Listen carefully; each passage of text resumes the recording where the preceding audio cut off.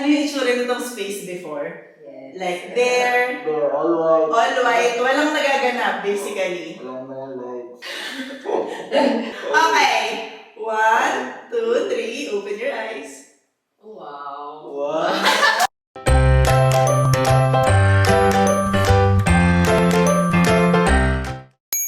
Hi, this is Elle and welcome sa isa na namang makeover. Ang imi-makeover natin ngayon is itong townhouse na to and ang owner is si Josan. Hello! Hi! Halika dito. So, kwentuhan mo kami. Ano ba tong space na to? Ito yung magiging first space namin ng binubuo naming family. So First ito time. yung start ng family niyo, ganyan. Functionality muna. Anong plano ba natin dito? Yung hindi ko na gusto yung umalis ng bahay. Yun talagang gusto mo pag uwi mo dito. Ayaw mo na. Ayaw mo nang sobrang umalis. relax. Magstay tayo dito. Cozy, ganun. Very cozy, very relaxing. Relax. Dahil rental to, meron ba tayong limit? Ano bang limitation natin sa pwedeng gawin? Wala naman daw. Basta walang structural. Okay. Na Walang structural. renovation. So, kahit ano, mag-paint, lagay ng storage, Pwede. maglagay ng wallpaper, kahit ano. Pwede. Basically, pwede. Kaya, alika na. Simulan na natin itong makeover na to. Bye! Day 1! Puro pintura! Day 2! Day 3! So, madaming pipinturahan natin ito lahat. Kaya, nag-tape tayo ng mga bagay-bagay. So, yan, makita mo. Yan yung paint natin yung color na mas dark. Yung box ko, lagyan ng Ito. pintuan. Ito, lalagyan din natin ng panel. Ganda! Ito na yung wood panel natin. So, lalagay natin yan dito sa wall na to. Wow! Na-imagine mo na? Oo nga, imagine mo na. Basic. Anong plano natin sa look? Neutral colors. Neutral, And modern, Modern, contemporary. na cozy. Cozy. Diba? Yan lang Kung yung ano. kaya pa pagsama-sama yun. Oo naman, syempre. So, Tapos, pagdating sa colors, ito na yun, di ba? Parang white, black, wood, ganyan. Other accent colors. mga green, blue. Yung mga gano'n, natural. Buti sumagot ng green tsaka blue. Kanina tinanong ko accent color daw, beige. Beige. So hindi, konting ano lang, like konting punch lang ng colors, pero mostly neutral.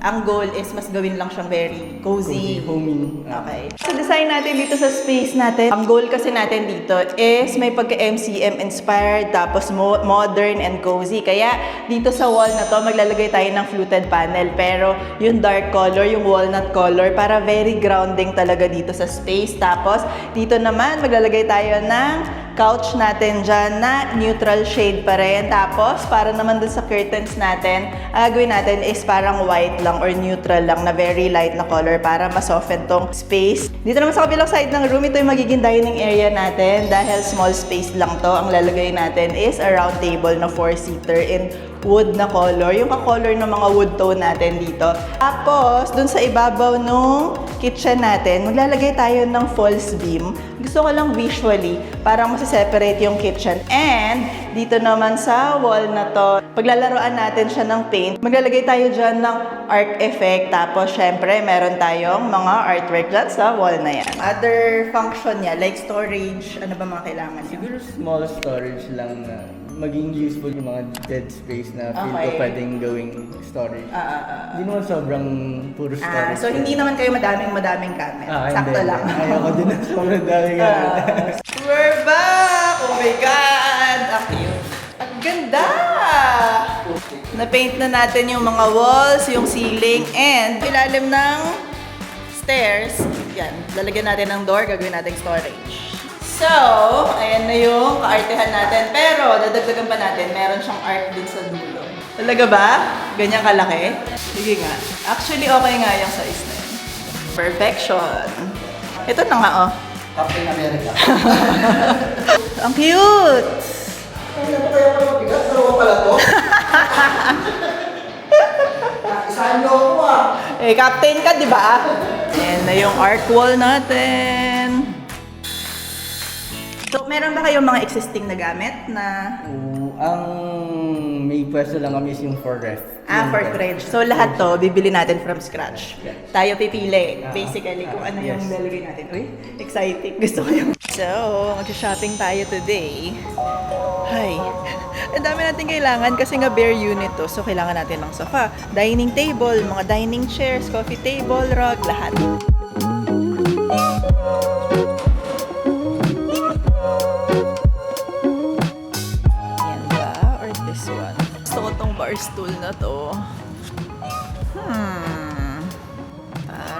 ganda to.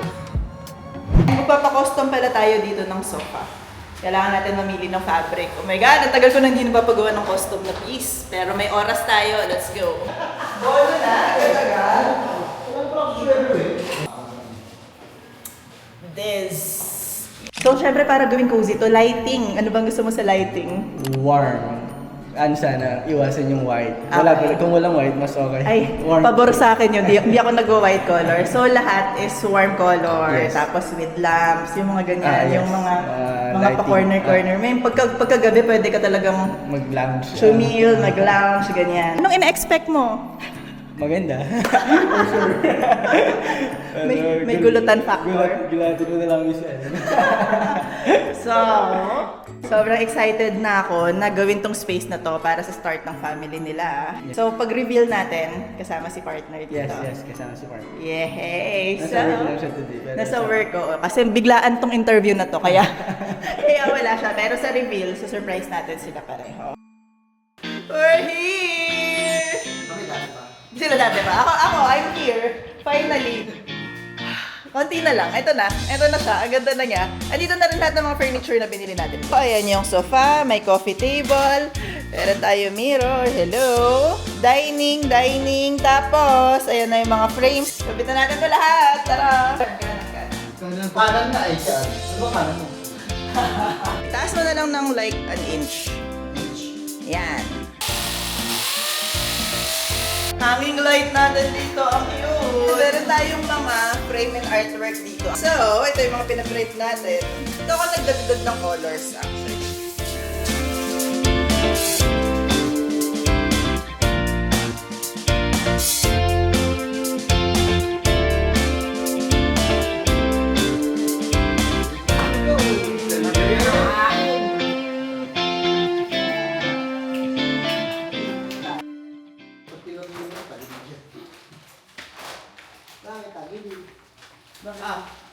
Wow! Kasi madalas kong daanan eh.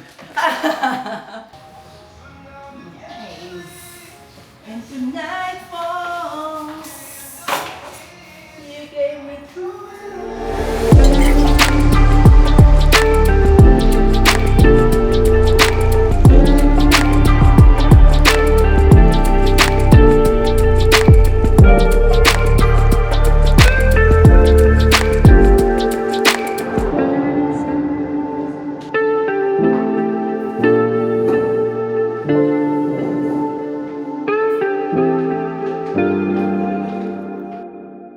Finally, tapos na natin tong cozy townhouse makeover natin na merong MCM vibe and ang daming elements dito na favorite ko. Kaya alika, tour ko na kayo.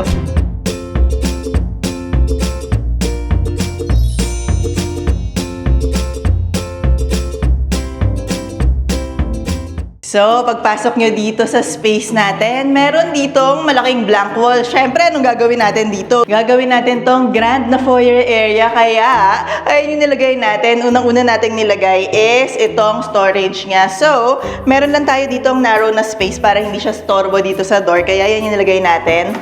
Nakahang lang na maraming storage para very practical, di ba? Ganyan. And dito naman sa taas nitong cabinet natin is itong giant na round mirror natin. Dahil gusto ko lang talaga naglalagay ng mga malaking mirror dito. Tapos gusto ko yung statement niya, very graphic ng look niya. And speaking of graphic, kung napapansin nyo, meron tayong pa-art na paint dito sa bandang taas natin. Makikita nyo, mamaya in-apply ko rin yun dun sa other part ng wall. Dahil gusto ko maglagay ng architectural detail kahit na true paint lang. Tapos nagkakaroon lang siya ng ibang element, ng cozy vibe, ganyan. I super love it. Tapos isa sa major na ginawa natin dito is itong ilalim ng stairs natin. Kasi originally, as in buo lang yan, hollow lang yan. Ang request niya is takpan lang to para naman magamit siya as additional storage natin. Ganito. Ayan lang, di ba? Lalagyan ng luggage, ganyan. Kasi storbo lang naman siya. Tapos ngayon, visually, nahiwalay pa to. Parang, alinis lang yung tignan.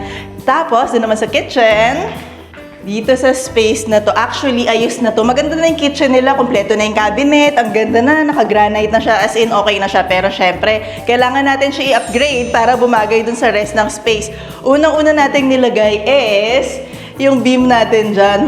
Gusto ko lang arte. Gusto ko maglagay ng wood element dito sa side na to. Tapos at the same time, parang visually, nahihiwalay niya. Parang meron siyang, oh, ito na, papasok na tayo sa kitchen. Yun yung effect niya. Tapos, naglagay rin tayo dyan ng additional na ilaw, na pinlight para ma-separate niya talaga. Tapos, ang ganda lang ng element niya, ganyan. Wala. Natuwa lang talaga ako sa kanya. Then, pagdating naman sa paint natin dito sa space, meron tayong two-tone na pinapaint dito. Yung very light lang na cozy white, which is yung ceiling and majority ng wall. And yung tan na color na yon is pinaint na natin dito sa back wall ng kitchen natin. Wala lang, gusto ko ng maglagay ng depth using paint. Then, another thing na pinagawa ko is itong island na to. Una, pinaint natin lahat to ng black kasi originally white to. Black yung cabinets nila dito. So, tinerno na natin siya dyan.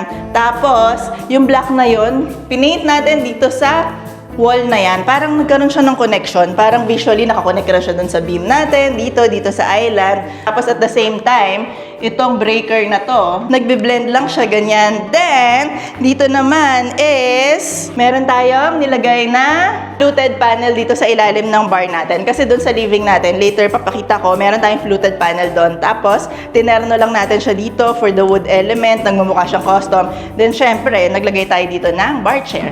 Para wala, ang perfect lang niya ditong tambayan, ganyan, additional seating dito, super nice. And dito naman, ito yung ating dining nook. Dito sa townhouse na to, very, like wala kang choice pagdating sa layout niya. Doon yung living, tapos dito yung kitchen. So, syempre, dito yung ating dining area. And very limited yung space niya kasi daanan tong area na to. Kaya, ang nilagay natin is itong round na table with 4-seater. Tapos, yung mga pinili nating furniture, pieces of furniture tulad nitong table natin ng chair. Like, meron na siyang MCM feel. Yung mga doors dito is dark wood na ganyan. So, yung mga inad ko rin na ibang element dito tulad nga nito is dark wood. Yung fluted panel natin, dark wood, ganyan. Parang very cohesive lang lahat. Very custom nung look niya. Tapos, pagdating naman dito sa light natin dito, gusto ko ng, ano nga ba to? Medyo may Japanese feel. Kasi lantern look niya, pero bumagay pa rin siya sa feel nung look, nakaka-cozy siya talaga. Tapos, ang ganda lang yan, nasi-separate niya visually itong dining nook natin, ganyan. And, syempre, ito yung ating highlight dito sa dining area natin. Yung paint natin, di ba kanina sa foyer, meron tayong arc na design. Nilagay din natin siya dito na nakadalawang ganyan for added interest. Kasi nagpakita siya ng mga peg na may mga arc detail. So, parang ako, paano natin ilalagay yung detail na yon ng mas simple, mas mabilis, pero ganun pa rin yung impact. Kaya ayan, pinaint na lang natin siya. Ito yung mas dark na tan, ito yung white na color, kinumbine lang natin. Tapos, dito naman, lagay lang tayo ng artwork na super nice lang. Wala, as in ano lang, gusto ko lang ng may konting hint ng color, pero not so much. Kaya medyo may green, may orange, may blue. Pero nasa neutral shade pa rin siya for some reason. Tapos, very ano lang siya, geometric, abstract lang yung look niya for texture, ganyan. Mas nakaka-modern din and nakaka-fresh tong look na to. And dito naman sa ating living area. Based dun sa mga pinakita niya, mga peg, design inspo, ganyan. Parang initially pa lang, alam kong gusto ko na magkaroon ng fluted na dark na color. Kasi love niya yung mga dark wood, ganyan. So parang, saan ko kaya pwedeng ilagay yun? Eh, naisip ko, sobrang perfect yung backdrop dito sa living area natin. Itong fluted na to. Tapos, ang ganda ng texture niya. May mga haspe siya ganyan. Yun yung terno dun sa may island natin. Ang ganda. Like, naka-ano siya talaga, naka-class dito sa space. Tapos, dito naman sa likod niya is, of course, another mirror na ang ganda rin. Lahat na lang maganda. Hindi kasi, dahil dun sa dining natin, meron na tayo mga frame doon na madaming frame. Ayoko na dito ng frame. Gusto ko lang ng something na medyo may rounded shape, ganyan. So para ako, lagyan na lang natin ulit ng mirror kasi very modern na yung look niya. And meron tayo ditong palamp na may Japanese feel, na may wavy. Wala, ang cute lang niya. Na-happy ako dito sa effect niya dito sa corner na to. And actually, noong unang visit pa lang dito, nung pinag-isipan ko anong plano dito, para ako sabi ko, shucks, gusto ko talaga ng L-shape na couch dito, ng sectional. Kaya, ito yung ating couch. Ang cute, ang nice. As in, talagang custom to. Pinagawa ko to na sakto dito, sukat dito sa size. Ang sarap lang mag-chill dito. Yung color niya, terno dun sa dining natin, dun sa overall feel nitong space. Ang ganda, very cozy. Siyempre, meron tayong pa-throw pillow para dun sa mga punch of colors natin and konting pattern, ganyan. Yung ginawa kong very restrained lang yung mga details na nilagay ko dito. And meron tayo dito coffee table, syempre side table. Tapos naglagay din tayo ng rug para visually ma-separate tong living area natin. And then syempre dito is meron tayong blinds tsaka curtain for softness. Kasi nga very, di ba, kung mapapansin nyo tong space natin with MCM vibe, very may masculine feel, ganun. So, gusto ko magdagdag ng mga softness through curtains, through mga pillows, ganyan. And dito naman sa corner na to is, meron na tayo dyan po artwork at saka pala para talagang makumpleto tong cozy look nito, townhouse na to.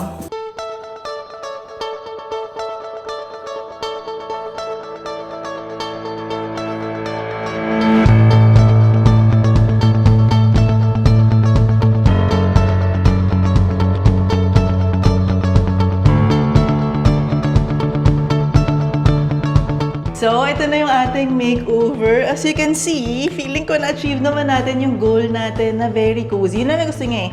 Para sa amin, very cozy, masarap tambayan. Gusto lang yan ng lounge space doon, 4-seater dito na dining, tapos storage doon sa ilalim ng stairs with storage dun sa foyer. As in, yung functionality niya, ito na yun. Tapos, yung coziness, ito na rin. Talagang nabigay natin sa kanila. And, excited din ako dahil at tagal ko nang hindi nakapagpagawa ng custom na piece. Kaya yung sofa natin, like, wala, nakaka-happy lang na yung vision ko mismo na-achieve natin. Ang budget natin dito is 150,000 para i-transform tong townhouse nila. And I hope talaga na ma-happy rin sila dito sa bagong townhouse nila, dito sa start ng new life nila dito sa bahay na to. Kaya, halika, tawagin na natin sila.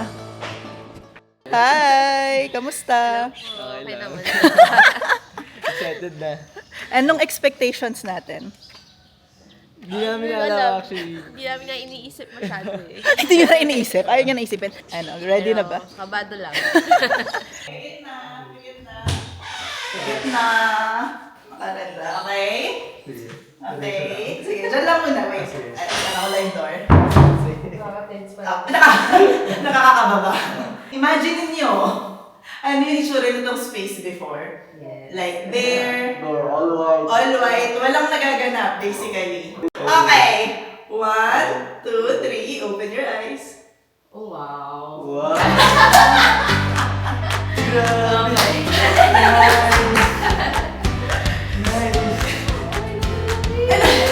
Yes, talagang kinareer ko. Sabi ko, gusto ko ng malaking foyer na Ang ganda.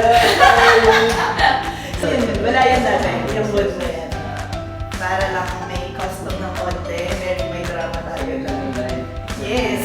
Based sa lahat na nakita niyo, ano favorite part? Ang ganda ng mga mirrors para sa akin. Ako yung lights. Kasi Ganda rin ng lights. Ang laki ng transform din ng mirror. Lumalaki. Lumaki yung space, di ba? Oo. Kaya gusto ko talaga like giant na mirror dito. Cozy. Comfy siya. Sarap siyang tambayan. So, na-imagine niyo na ba? Masarap din. Eh, dito talaga kayo titira. Kaya talaga dapat masarap din to. Ganito ba yung na-expect? Ako, in-expect ko na maging cozy. Sobrang fulfilled. Sobrang satisfied ako sa Sa cozy vibe. Cozy vibe. Ang gusto sa apartment, roomy lang mo yung masyado. Parang ang sarap Very minimalist, pero ang daming may detail, pero hindi exage. Parang hindi exage. Kahit yung neutral na colors, hindi naging boring. Yun, correct. Kasi ikaw nga, di ba? Anong gusto mong accent color? Beige. Tinanong mo di ba? Anong beige? Enjoy your new space ng start ng new life niyo dito. Yes. Pwede na akong papunta ng visitors. Mag-invite na kayo agad. Paglipat nila, dahil hindi pa sila lumilipat, pero ready na to move in. Yes. Ready na.